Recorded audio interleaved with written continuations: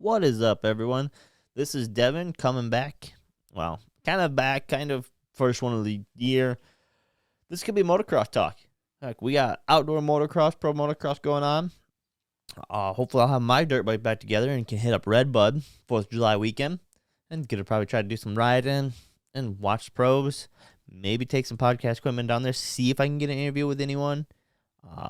Might try to get a press pass. We'll see. This is such a small thing. I'm just getting back to the moto stuff.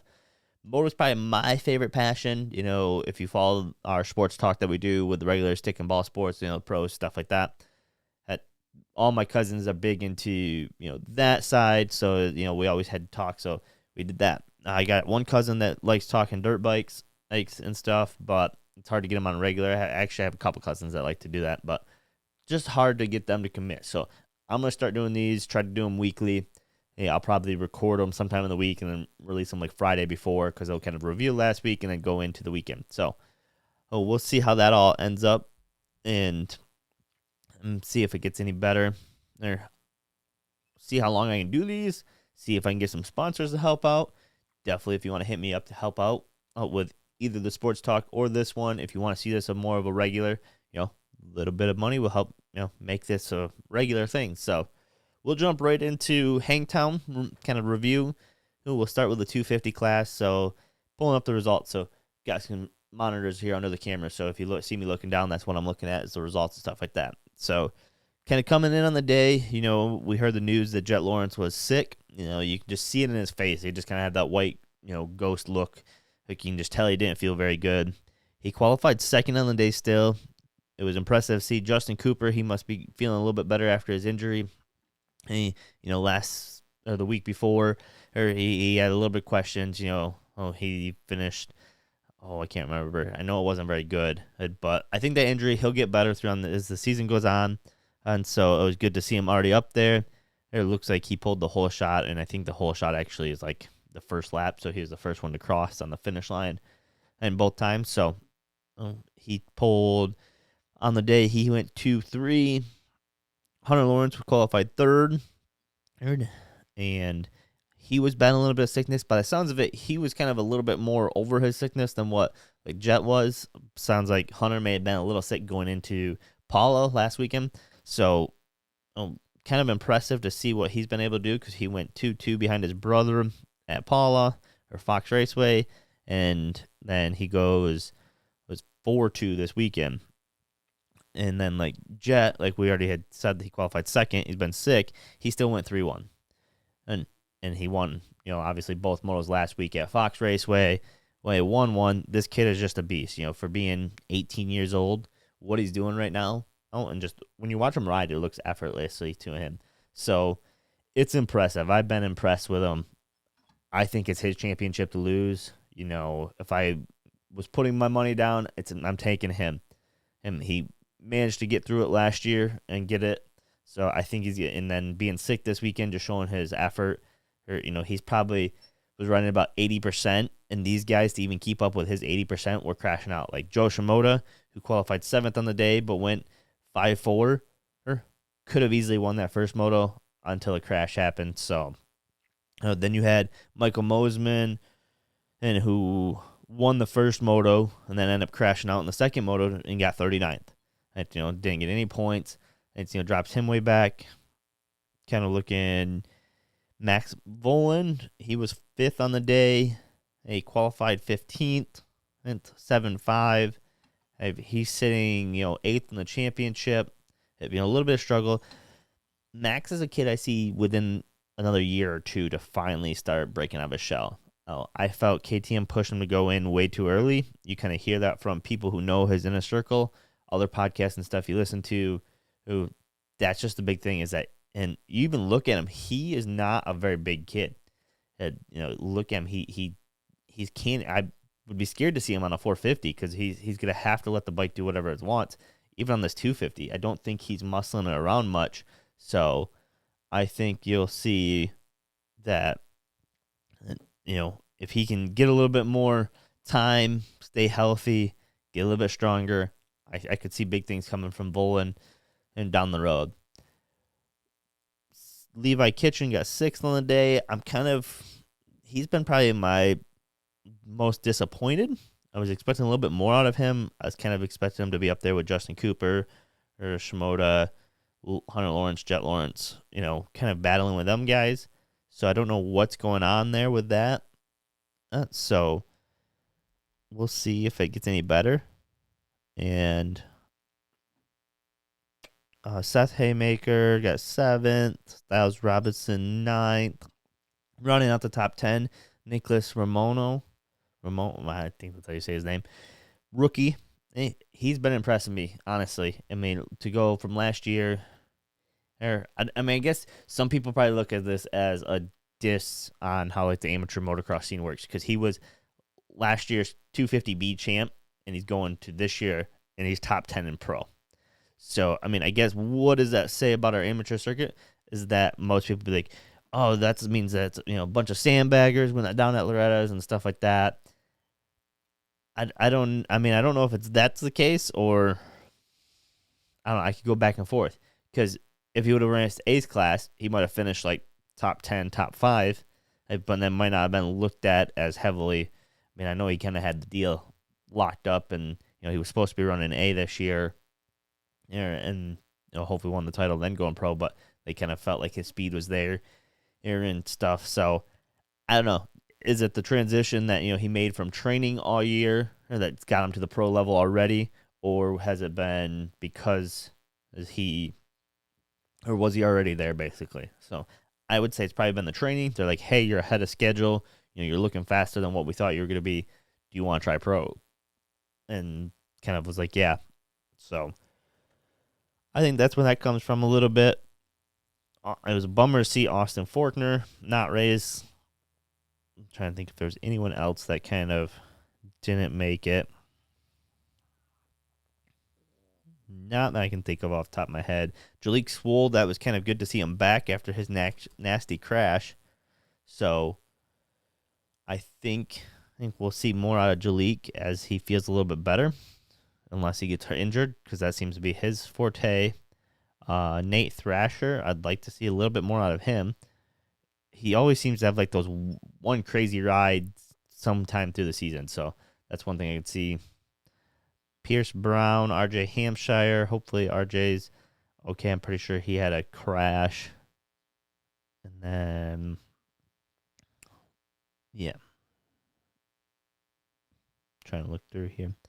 So, yeah, like I said, it's for 250s, we're already looking at Jet has a 11-point lead over his brother. And then Joe Shimoda's back 23 points. And then Justin Cooper's already back 35 points. That's one full moto already. So, as much as like motocross is such a hard season overall, it's gets through quickly. We're 4 motos in and we have 20 more to go. So the one thing is that, in one weekend it can swing 50 points. So all it would take is for Jet to have some misfortune and miss a moto or something like that, and then it would cause for a big flip. Personally, I say, hey, if Jet doesn't get this championship, something happens, Hunter's taking it, and if Hunter doesn't get it, then I'll take it to the Yamaha boy, Justin Cooper. Shimoda needs to show a little bit more. I like the way he's riding. I think he's strong. I think he's Mitch's best rider right now on that pro circuit team. So hopefully he can stay healthy. That team needs it. It would be good to see him continue to be in the top there fighting. So hopefully it stays that way for him and he can do something with it. Moving on to the 450 class. So 450 class, top qualifier of the day, Jason Anderson. Now, if you watch Paula or Fox Raceway, you would know that Jason looked fast all day, just did not have the start. So does not surprise me to see him. Another California track. This is kind of where he normally rides most of the time, I would say, is in California. I know he just moved over there. I think he's been riding a lot over in New Mexico to help with a little bit of the altitude to try to prep him for this coming Thunder Valley weekend. And, he's wanted to train at the altitude to help with this altitude sickness. So Jason went 1-3 on the day. Hey, the big guy I'm watching this season is Chase Sexton. Chase Sexton went second on the day. He qualified second. He went 2-2. last weekend. He was the fastest qualifier. He went 1-1. He's leading the series right now. Just ahead of his teammate. So my biggest question on Sexton is, can he stay up? He's one of those riders that, like, when I'm watching him, he looks great, looks flawless when he's like his technique, but I just have that fear that he's going to go over the bars at any moment. He's going to have a wreck. And so that scares me every time I'm watching him. I like the kid. I've got to meet the kid when he was little. Raced some Michigan tracks. So I just hope he can, continue to do what he's doing. I hope we look back and go, it makes perfect sense why he went 1-1 at the opening season and he just dominated, pretty much the whole season, maybe with a couple little hiccups, but nothing major. So third on the day was Eli Tomac. He went 4-1. That second moto started looking a little bit more like old Tomac. I'm starting to like the way his knee looks. It hasn't completely scared me away yet. I say get to like High Point, get through there, or Redbud. If he's looking, starting to dominate a little bit more and have some more moto wins, I could see him definitely taking over a possibility of this championship, depending on how Chase Sexton goes. Right now, after the first 4 motos, I wouldn't have said this to start the season by any means. I probably would have been putting like Tomac, Roxon if he doesn't get sick. It kind of would have been pending that. Anderson looks fast indoors. He looks good on that Cowie. So I could see him, kind of before the season, I could have seen it. I was probably more down to Eli or Anderson for the probably beginning. I mean, it's kind of, obviously you can say, of course you're going to say that now. But that's kind of who I was trying going in. I just had questions with Tomac's knee. Hey, Chase, my still concern is that he's going to have a big crash and he's going to have 0.1 moto and that can flip us over. Because Kenny, he got 4th on the day. Hey, he went 3-4, but can Kenny make it through the whole season? And kind of that second moto, it sounds like if the wind's just not there, he's just not going to take it. He's just going to kind of ride to what his capability is. He's going to push past it. You would think being this far into the season or your career of motocross that'd be kind of your theory anytime. Because it's better to be there for the long haul versus crashing out. And then if you just don't get the championship at the end of the year, it's kind of on you. Or on, just misfortune of whatever happened to the season. Because as long as I think you're top 5, you're looking good. So, talking top 5, Christian Craig, I think after his podium last weekend and first podium overall, was happy to see that. Definitely knowing that he's making the transition to 450 full time next year. Or I wish he was staying on Yamaha just because I'm a Yamaha fan. But he should hopefully make that Husky look good. I'll be interested to see what happens with him on that steel frame going through the whoops. It'll be interesting to see what happens there. But qualified 4th on the day. Hey, 5th overall. Went 5-5. It's kind of interesting watching him battle Ryan Dungey. And that's probably the next 2 guys here. Antonio Caroli got 6th. Ryan Dungey 7th. And then bringing it up for the last of the KTM riders, 8th was Aaron Plessinger. As KTM, I don't know for KTM aspect or Aaron's aspect. I know Aaron's coming off injury, and they probably were like, hey, we need you to ride because, as Coop's not, and Marv's only had the Supercross only. But to be getting beat by Ryan Dungey, who was retired 5 years, and Tony Caroli, who retired and only had a partial training capabilities, to be getting beat by them isn't a good look for you. Now, I know Aaron's more of a East Coast track guy versus the West Coast, so hopefully. But the problem is that's where I see Antonio Caroli and Ryan Dungey being better as well. So it'll be interesting. And I don't consider Thunder Valley like an East. I still consider that a little bit more hard packed, a little bit more or kind of California style versus like the ruts, the track slot, car style ruts that run basically the whole, through 3 corners and 4 straightaways. You're stuck in the same rut. So be interesting to see how, Antonio Crowley does that here. But I see, those 3 guys I think will be stronger when we get there. So be interesting to see what happens that. Joey Savacci was 9th. And it's good to see him back with Cowie. I felt like he should have, they should have done a 3-man team after that 1 year they had with them. So, I don't think they expect, him to be winning by any means. I see that he's a top 10 to top 5, kind of be the second bike on the track. Heck, so I think he's right where he needs to be, and hopefully he can just build and get stronger. Justin Barsha bringing out the top 10, and he's probably my biggest surprise of where he's finishing. Like, I felt like Supercross, he was, up there. He was battling for podiums, top 5, stuff like that. That's kind of where I've seen him. I guess maybe it's just because this field's so stacked that it's causing for him to be back. Then Garrett Marchbanks, he's been impressive to me. He's 11th this weekend. That's where he finished. So Alex Martin had 13th. See if it's from a few other guys. That's kind of the main guys that I look at and kind of really focus on, I guess, in this 450 class. I mean, the top 10 in points, Chase Sexton is first. Ken Roxon is 12 points behind in second. Jason Anderson is 28 points. Eli Tomac is 29 points.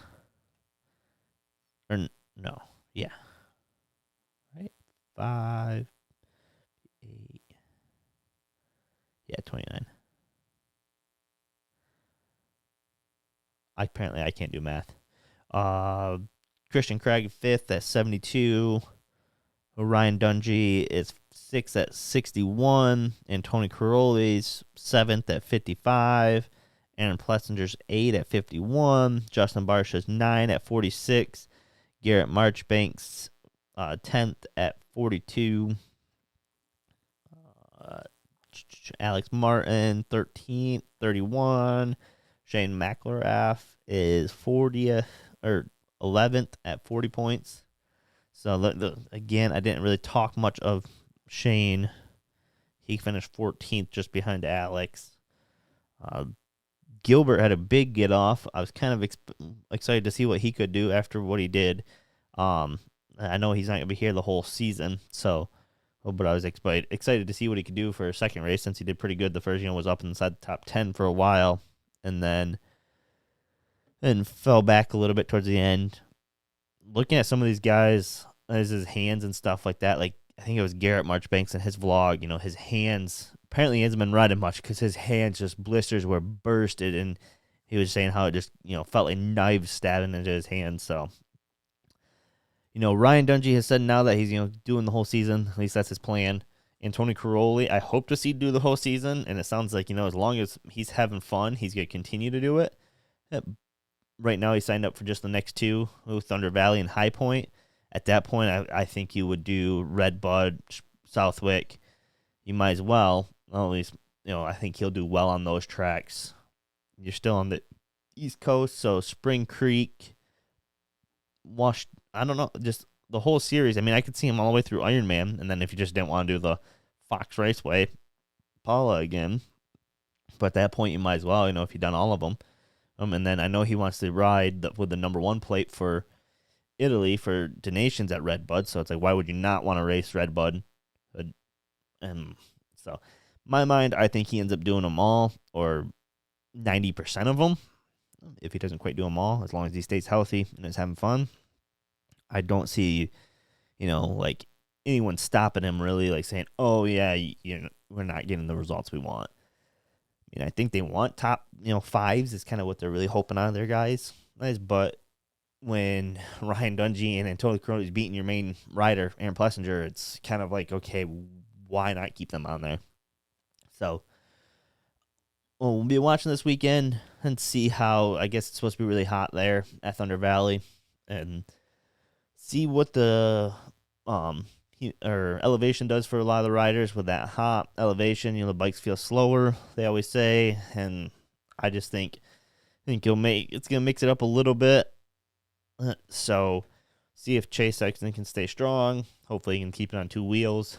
Ken Roxon, hopefully this doesn't affect him too much. I could see him falling off a little bit. Jason Anderson, and with his